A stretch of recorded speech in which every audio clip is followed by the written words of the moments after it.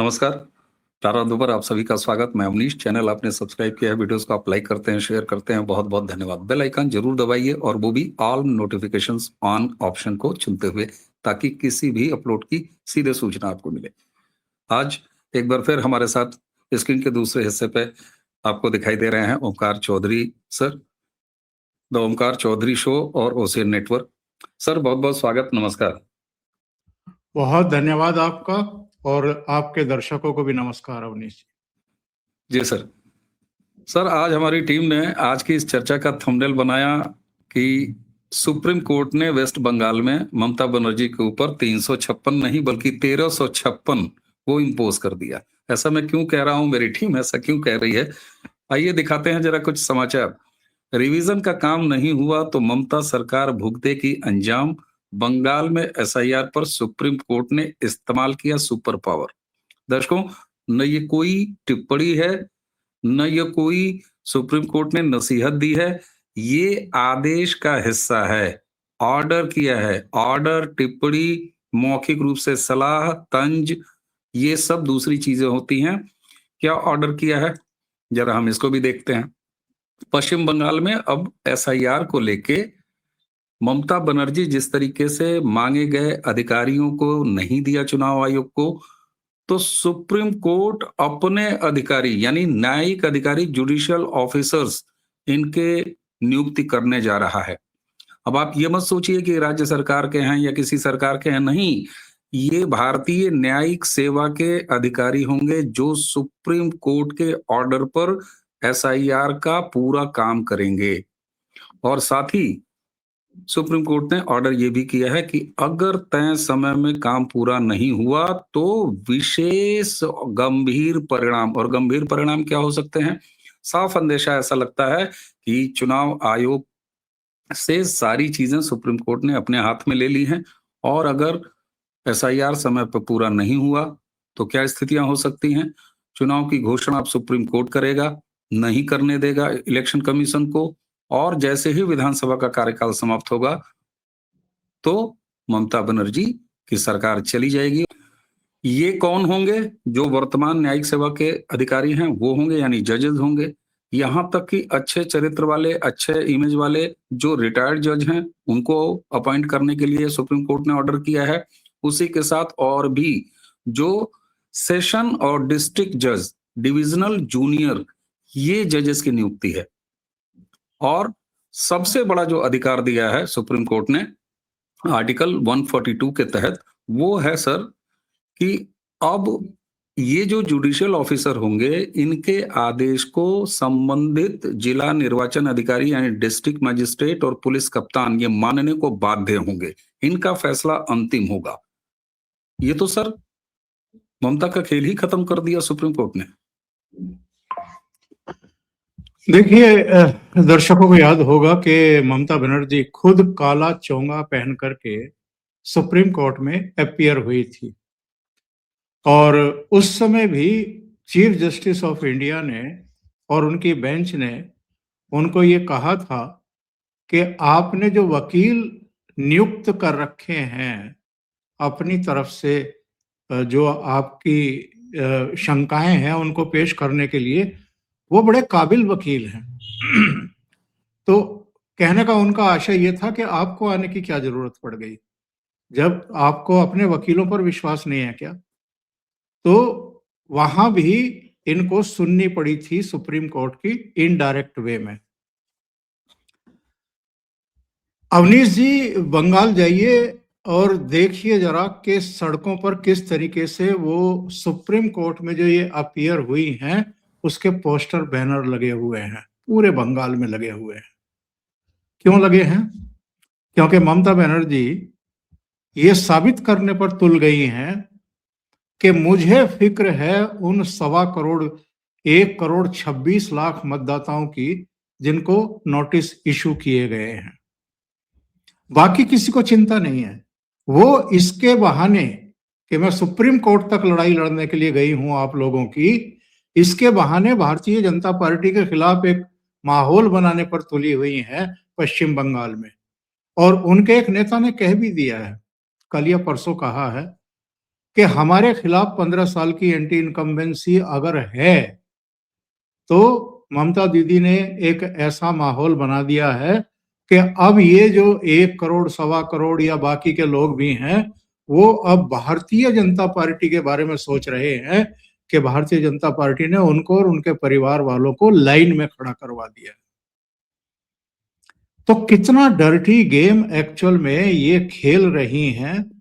और खेल क्यों रही हैं? क्योंकि जो घोस्ट वोटर हैं उनको जिस तरीके से तलाश करके निकाला जा रहा है मतदाता सूची से, उसको बर्दाश्त नहीं कर पा रही हैं। और एक गलती, एक चूक इनसे शुरू में खुद से हुई थी, जब इन्होंने कह दिया था कि ये एसआईआर नहीं है, ये तो एनसी जो आपका एनआरसी है वो है। तो ये सुनते के साथ ही जो आपके रोहिंग्याज थे, बांग्लादेशी थे, वो सिर पर पांव रख करके भागे। यानी जिनके जरिए ये खेल करवाती थी। अब आप ये देखिए, बंगाल में कितने कटे हैं नाम? ड्राफ्ट सूची की बात कर रहा हूं, केवल 7 राज्यों की बात कर रहा हूं जो एक अखबार में प्रकाशित हुए हैं।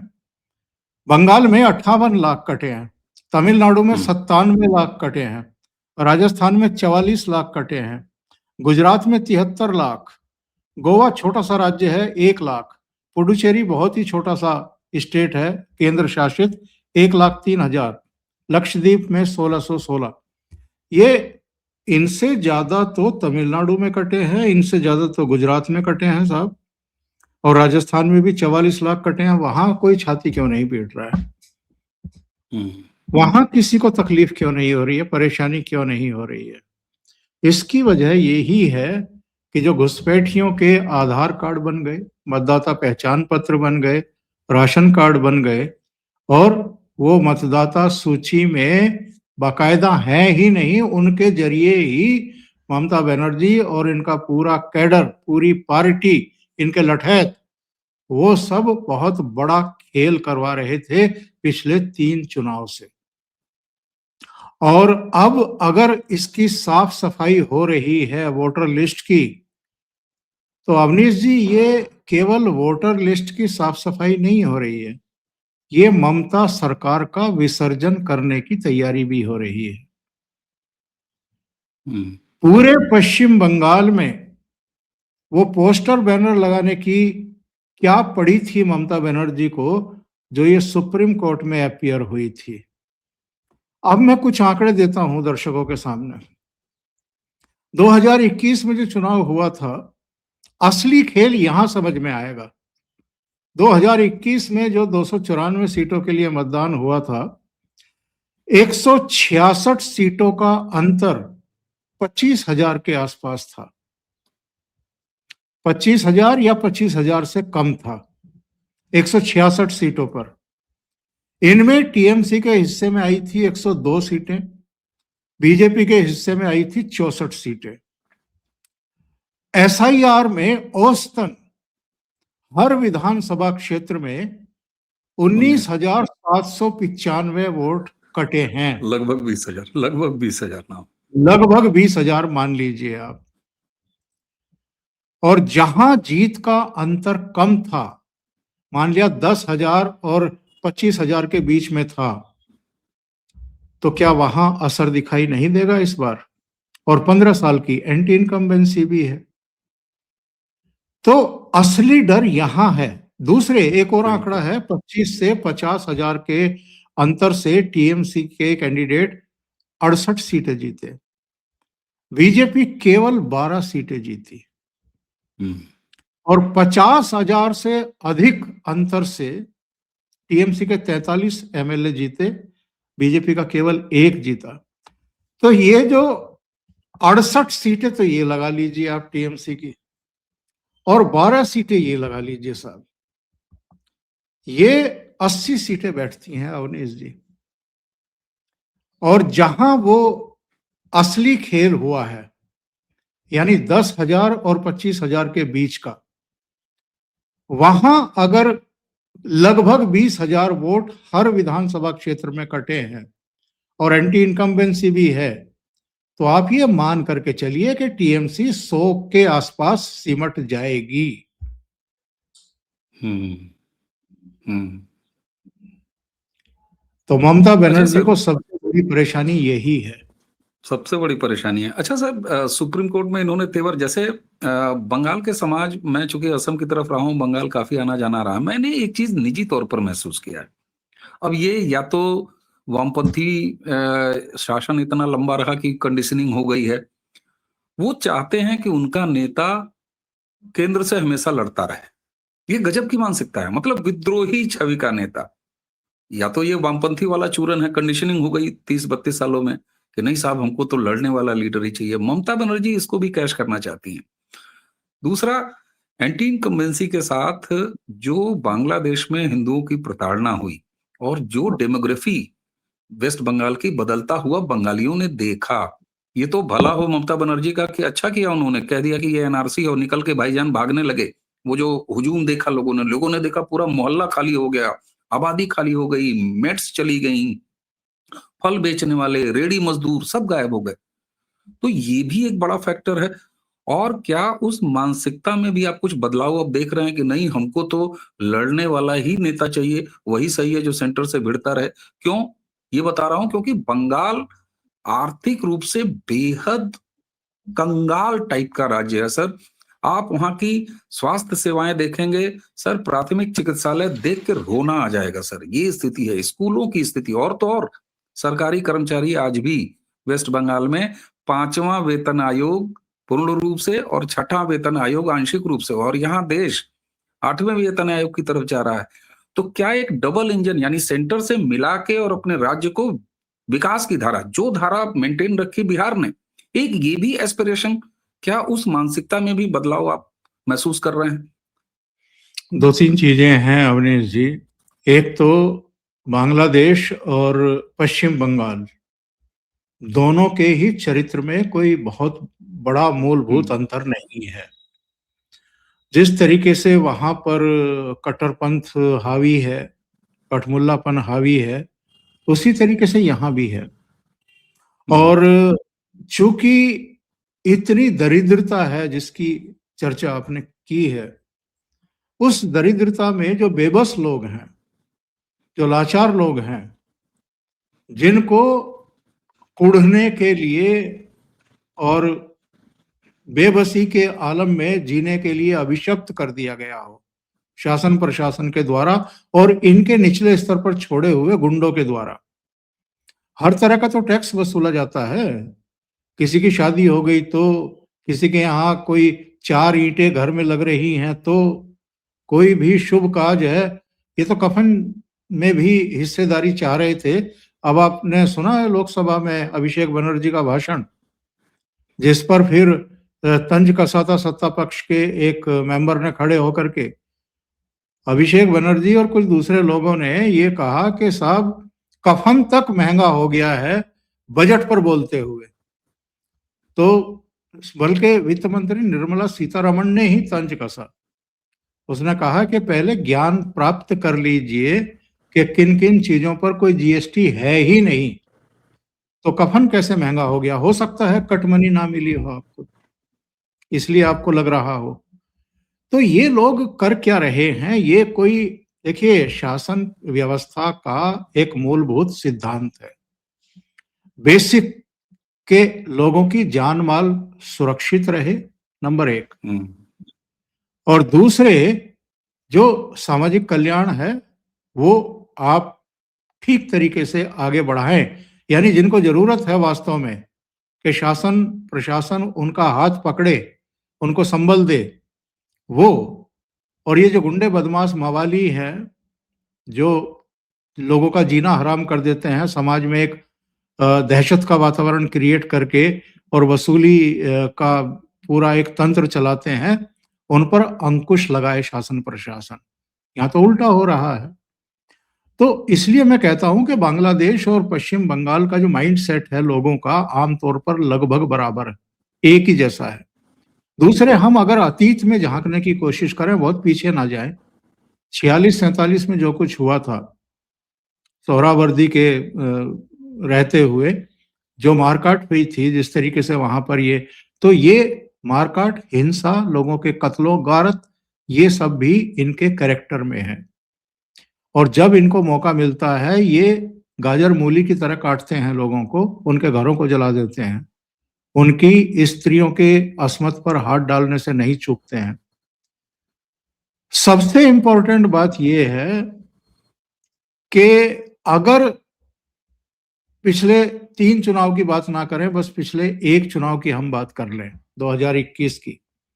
एक मौका था ना पश्चिम बंगाल के लोगों के पास इस कुव्यवस्था से निकलने का और नई हवा में सांस लेने का, एक परिवर्तन का। क्योंकि 2019 के चुनाव में भारतीय जनता पार्टी और टीएमसी के बीच वोट शेयर का अंतर केवल 3-3.5% रह गया था और भारतीय जनता पार्टी 18 लोकसभा सीट जीतने में कामयाब हो गई थी।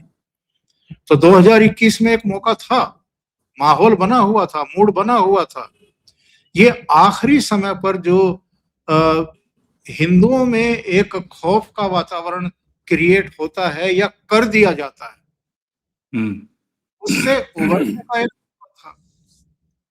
बहुत सारे लोग क्रिटिसाइज कर रहे थे जब मई 2021 में रिजल्ट आए, शायद 5 मई को आए थे, और उसके बाद जो हिंसा का एक दौर चला था एक हफ्ते के आसपास, और ममता बनर्जी कभी कह रही थी कि अभी मैंने शपथ नहीं ली है, अभी तो राज्यपाल के तहत या केंद्र सरकार के तहत ही शासन चल रहा है, जबकि वो मुख्यमंत्री थी उस समय भी उनका डीजीपी से लेकर के कलकत्ता का पुलिस कमिश्नर तक उनको कॉर्निश कर रहा था, उनके यहाँ हाजिरी लगा रहा था, और जितने जिला प्रशासन थे वो हाथ पर हाथ रखे बैठे थे जब मारकाट शुरू हो गई थी।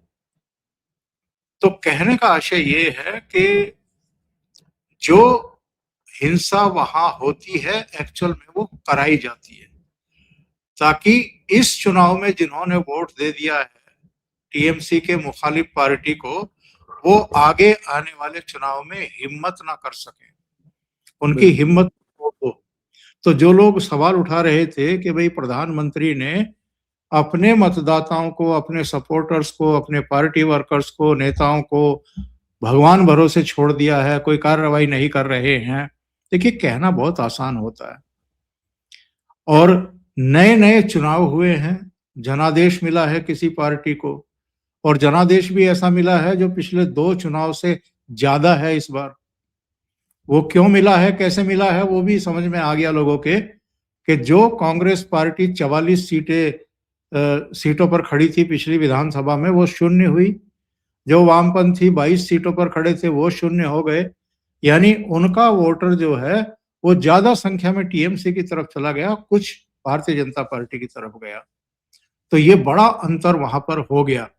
लेकिन इस बार तो साफ मौका है, इस बार तो मतदाताओं के सामने मौका है। अगर आप हिम्मत नहीं दिखाएंगे तो ऐसे ही पिटते रहेंगे, ऐसे ही हिंसा होती रहेगी, ऐसे ही आपको बंगाल छोड़ करके असम की तरफ भागना पड़ेगा अपनी जान माल के लिए, अपने बाल बच्चों की रक्षा सुरक्षा के लिए। तो ये सीमांत प्रदेश है और मुर्शिदाबाद, मालदा और तमाम बहुत लंबी सीमा जो है एक बांग्लादेश से लगी हुई है। घुसपैठ वहां की बहुत पुरानी समस्या है, ऑलरेडी समस्या है, और ऊपर से उनको फिर संरक्षण मिल जाता है घुसपैठियों को, यहाँ पांव रखने के लिए नहीं बल्कि सरकारी दस्तावेज हासिल करने के लिए भी, घर खरीदने के लिए भी, यहाँ कामकाज करने के लिए भी। तो ये भी पश्चिम बंगाल के जो मूल निवासी हैं उनके हकों पर डाका डालते हैं, और जब ऐसे मौके आते हैं तनावपूर्ण, तो फिर हिंसा में बढ़ चढ़ करके यही लोग हिस्सा लेते हैं और इन्हीं को आगे झोंका भी जाता है। तो ये एक बहुत बड़ी समस्या है, इस केवल पश्चिम बंगाल की नहीं बल्कि देश की, क्योंकि ये फिर पश्चिम बंगाल तक सीमित थोड़ा रहते हैं, फिर तो ये पूरे देश में फैल जाते हैं। आधार कार्ड इनके पास होता ही है, दूसरे दस्तावेज इनके पास होते ही हैं, वहां इनको कौन चैलेंज करता है। तो ये जो एसआईआर की प्रक्रिया शुरू हुई है, मेरा कहना तो ये है कि पश्चिम बंगाल को ही ध्यान में रख करके ये शुरू की गई थी, शुरुआत जरूर बिहार से हुई थी और फिर बाकी 12 राज्यों में हुई, लेकिन एक सबसे बड़ी समस्या, सबसे बड़ा नासूर अगर कोई इस देश में सिर उठा करके खड़ा है और गर्व के साथ, हेठी के साथ, जिद के साथ खड़ा हुआ है कि मेरा कुछ बिगाड़ करके देख लो। अवनीश जी, बात लंबी हो रही है, लेकिन इन्होंने हर चीज का विरोध किया है। इन्होंने CAA लागू नहीं होने दूंगी, मेरी लाश पर लागू होगा। वक्फ संशोधन बिल मेरी लाश पर लागू होगा। SIR मेरी लाश पर जो है होगा, हम SIR होने नहीं देंगे। हर सुधार इनको ऐसा लगता है कि जैसे इनको कोई तीर मार रहा है, इनको कोई घायल कर रहा है। तो ऐसी शासन व्यवस्था पर अगर सुप्रीम कोर्ट भी अब सख्त रुख अपना करके एक ऐतिहासिक फैसला कर रही है, तो आप इस पूरे प्रकरण की और पूरी स्थितियों परिस्थितियों की गंभीरता को समझ सकते हैं। बिल्कुल सर, बिल्कुल। और इसीलिए मैं ये कह रहा हूं कि हाँ, 356 में आप क्या करते हैं, आपकी यही अपेक्षा थी ना। और जो इशारा किया है और ये भी कह दिया है कि 95% जो लिस्ट है उसको जारी कर दो, 5% के लिए जितने जुडिशियल ऑफिसर हैं वो जा रहे हैं। तो अब मशीनरी ममता बनर्जी की नहीं, और शानदार ऑर्डर में ये पॉइंट है कि तुम्हारा DM, तुम्हारा SP ये जुडिशियल ऑफिसर को अब रिपोर्ट करेगा, उसका निर्णय अंतिम होगा। सर, आपने एक बात कही कि बंगाल के समाज को बदलना होगा, बंगाल के समाज को ही अपने बारे में सोचना होगा। निश्चित तौर पर ये अपेक्षा मेरी तो कम से कम पंजाब से भी रहती है कि भैया अपने प्रदेश के बारे में तुम सोचो। उत्तर प्रदेश ने सोचा ना सर, बिहार ने देखिए सर क्या उदाहरण प्रस्तुत किया है, महाराष्ट्र आप देखिए क्या उदाहरण प्रस्तुत किया है। अब सर आपने एक बड़ी सूक्ष्म बात कही, वो बड़ी जरूरी है। आपने कहा कि बांग्लादेश की मानसिकता और वेस्ट बंगाल की मानसिकता में कोई फर्क नहीं है। सर, बांग्लादेश में अभी आम चुनाव हुए हैं। यूनुस के आने के बाद से जो हिंदुओं के खिलाफ वहां पर एक माहौल और कितनी हिंसा, क्रूरता, ये सब देखने को मिला। उसके बाद जो रिजल्ट आया है, आप देखिए, जो वहां पर सो कॉल्ड जेनजी या स्टूडेंट्स उन्होंने अपनी पार्टी बनाई थी, बांग्लादेशियों ने उनको नकार दिया। जमाते इस्लामी को, जो हार्डकोर फंडामेंटल्स की पार्टी है, जो ये सारी क्रूरता हिंदुओं के खिलाफ हेट्रेड फैला रही थी, बांग्लादेशी वोटर्स ने उसको नकार दिया। मैं ये नहीं कह रहा हूं कि बड़ा हिंदू हित चिंतक सरकार आ गई है, शेख हसीना की भी सरकार रही है, तो इतिहास लोग देखें, हिंदुओं के खिलाफ वहां क्रूरता होती रही है, वो तो एक मजहबी उनका तरीका है। लेकिन अगर बांग्लादेश की मानसिकता और वेस्ट बंगाल की मानसिकता जैसा आप कह रहे हैं कि एक ही है, वाकई है, तो फिर ये वहां से सीख आएगी कि नहीं आएगी कि भैया दीदी तो ऑलमोस्ट जमाते इस्लामी जैसा बिहेव कर रही है वेस्ट बंगाल में। तो ये भी एक असर आप देख रहे हैं बांग्लादेश में, जो मैंडेट आया है, नकार दिया बांग्लादेश ने। नकार तो दिया अवनीश जी, लेकिन अगर ध्यान से देखें तो जमात और एनसीपी दोनों को मिलकर के 80 से ज्यादा सीटें फिर भी आ गई है। निश्चित आई है सर, बिल्कुल बिल्कुल। और आप देखिए कि तारिक रहमान के शपथ ग्रहण के तुरंत बाद से ही जिस तरीके से अवामी लीग के जिलों में फिर से दफ्तर खुलने शुरू हुए हैं, तो जमात के पेट में दर्द होना शुरू हो चुका है। हाँ, वो तो आरोप लगा रहे हैं कि वो नई सरकार के मिलीभगत से हो रहा है। वो कह रहे हैं कि भारत अवामी लीग और BNP तीनों का नेक्सस रहा है, तीनों मिले हुए हैं, इसीलिए अवामी लीग के दफ्तर खुलने शुरू हो गए हैं। और उनका कहना है कि ये शेख हसीना को भी बाइज्जत लाएंगे और फिर से जो है वो BNP और अवामी लीग के बीच में ही सारा होगा। उनको लग ये रहा है कि उनके लिए एक मौका था, अभी एनसीपी और ये मिलकर के 80 से ज्यादा सीटें ले चुके हैं, तो अगले चुनाव में शायद हमारा काम हो जाए। और जब मैं जमात की बात करता हूं, तो ये जमात, जम्मू कश्मीर की जमात, पाकिस्तान की जमात और डीप स्टेट से लेकर के जो आपका CIA है, ये सब एक हैं। हमारे यहाँ भी तो है सब वही।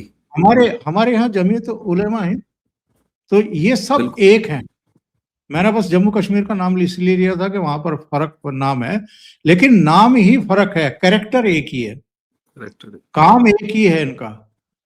तो ये अभी भी बहुत बड़ा खतरा बने हुए हैं बांग्लादेश के लिए। और मेरी तो आशंका है कि ये 6 महीने होते होते वहां फिर गदर काटेंगे। वो तारिक रहमान की सरकार को भी नहीं चलने देंगे, इसके बावजूद कि वो 200 से ऊपर सीटें जीत करके लाए हैं। 299 पर मतदान हुआ था 300 में से। तो कैरेक्टर एक जैसा है, सोच एक जैसी है, अप्रोच एक जैसी है। हिंसा वहां भी होती रही है, हिंसा यहां भी होती रही है। तो ये जो समस्या है, ये इसका एकमात्र समाधान यही है। और एक बार ये अमित शाह ने कहने का साहस किया था कि जितने सीमांत प्रदेश हैं हमारे, वहां राष्ट्रवादी पार्टी की सरकार होनी चाहिए। वो चाहे पश्चिम बंगाल हो, चाहे आपका पंजाब हो, चाहे जम्मू कश्मीर हो, जितने भी स्टेट हैं ये। चलो पूर्वोत्तर में तो जिनको 7 सिस्टर्स हम कहते हैं, उनमें अधिकांश में या तो भारतीय जनता पार्टी है या उनके सहयोगी हैं। अब वहां कांग्रेस का सफाया हो गया है। और वहां का जो सेंटीमेंट है, बहुत सारे वीडियो आते हैं, मैं तो देखता हूं ध्यान से, जो पूर्वोत्तर के, अरुणाचल से लेकर के त्रिपुरा और तमाम क्षेत्रों के, वहां बांग्लादेशियों और रोहिंग्याओं को लोग दौड़ा रहे हैं अवनीश जी। बिल्कुल सर। अरे सर, जहां अरुणाचल में तो इंडिजिनस यूथ ऑर्गेनाइजेशन ये वॉलेंटियर्स गांव-गांव घूम रहे हैं, आइडेंटिफाई कर रहे हैं इनकी अवैध मस्जिदों को, अवैध घुसपैठियों को। डेटा है उनके पास कि प्रतिदिन 2000 आते हैं। बड़ा बिल्कुल। शानदार काम हो रहा है। तो ये तो करना पड़ेगा ना। ये हमारी राष्ट्रीय एकता, अखंडता और संप्रभुता पर एक बहुत बड़ा खतरा है। और ये खतरे में आहुति देने वाले लोग हैं ये। बिल्कुल। अरविंद केजरीवाल की पार्टी हो, ममता बनर्जी की पार्टी हो, कांग्रेस इसमें शामिल है। मणिपुर में जो आग सुलगाई जाती है बार बार। अब देखिए, पिछले काफी महीने से मणिपुर शांत था ना। जैसे ही वहां भारतीय जनता पार्टी के एक दूसरे नेता ने शपथ ग्रहण की, उसके तीसरे दिन से आगजनी शुरू हो गई वहां पर। कौन आग लगवा रहा है? तो ये देश विरोधी माइंडसेट के लोग बहुत ऐसे पदों पर पहुंच गए हैं जो अपनी पार्टियों को भी चला रहे हैं और जो कुछ राज्यों में सरकार भी चला रहे हैं। ये बहुत खतरनाक सिचुएशन है और इसका निदान, इसका उपचार बहुत जरूरी है। सुप्रीम कोर्ट का जो फैसला है, मुझे लगता, एक शोले में डायलॉग था कि लोहा गर्म है, मार दो हथौड़ा। मार दो। तो केंद्र सरकार के लिए कह रहा हूं मैं ये कि इस समय सुप्रीम कोर्ट में सुनवाई नहीं होगी ममता बनर्जी की, हथौड़ा मार देने का समय आ गया है। और मुझे तो लगता है हथौड़ा मारने में केंद्र सरकार से आगे निकल गई है सुप्रीम कोर्ट, और उसने लगभग 356 जैसी स्थिति बना दी है। ममता बेबस है। अब न ममता के पाले हुए उनके कर्मचारी काम आएंगे और न ममता का अब कोर्ट के जरिए कोई निदान उनके हाथ में है, क्योंकि कोर्ट ने तो सीधे कल कपिल सिब्बल और अभिषेक मनु सिंघवी को जो लताड़ लगाई, उन्होंने कहा चलो हटो यहां से, नहीं करने देंगे हम। नहीं करोगे तो उन्होंने संकेत तो यही दिया है ना कि नहीं करोगे गंभीर परिणाम। गंभीर परिणाम किसी नेता के लिए क्या हुआ? जेल में थोड़ी ना बंद करेंगे। नहीं होने देंगे इलेक्शन, टाल देंगे, टल जाएगी, राष्ट्रपति शासन अपने आप आ जाएगा। तो ये तो चित भी सरकार की और पट भी सरकार की। इसके लिए साधुवाद सुप्रीम कोर्ट को कि वो अब देश की सुरक्षा, देश की संस्कृति को बचाने के लिए प्रहरी हैं, और हमारे देश की सर्वोच्च न्यायपालिका से हमें यही उम्मीद होनी चाहिए। सर, आपने हमें समय दिया, आपका बहुत बहुत धन्यवाद। इतने विस्तार से और सरल तरीके से आप दर्शकों के बीच में अपनी बात रखते हैं। दर्शकों, हमें उम्मीद है कि आज की ये चर्चा आपको सार्थक लगी होगी। अगर सार्थक लगी हो तो इसे आगे बढ़ाइए, शेयर कीजिए। चैनल को जिस तरह से आप सब्सक्राइब करते हैं इसके लिए बहुत बहुत धन्यवाद। वीडियोस को लाइक कीजिए और हाँ, बेल आइकन जरूर दबाइए। तो इसी के साथ आज की ये चर्चा समाप्त करेंगे। मुझे यानी अवनीश और ओमकार सर दोनों को आज्ञा दीजिए। नमस्कार, प्रणाम, जय जय श्री राम।